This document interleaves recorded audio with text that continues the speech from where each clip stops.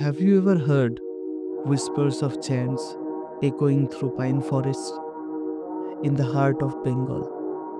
মেঘে ঢাকা এক আশ্চর্য স্থান যেখানে সময় থেমে যায় আর মন পায় প্রকৃত শান্তি। এটাই লাভা মনেস্ট্রি।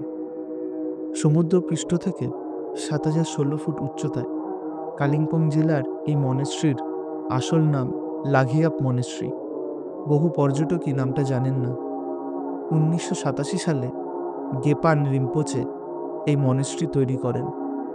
এটি নিংমা স্কেটের অন্তর্গত তিব্বতী বৌদ্ধ ধর্মের প্রাচীনতম পথ। এখানে শুধু ভারত নয়, ভুটান, নেপাল, এমনকি সিকিম থেকেও আসে ছোট ভিক্ষুরা শিখতে।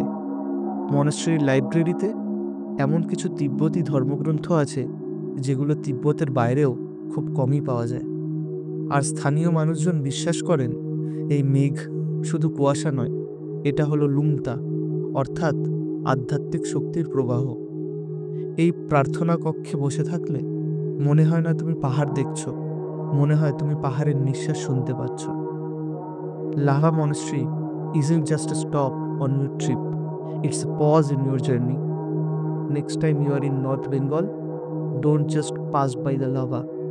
Stay, listen, and let the silence tell you its story.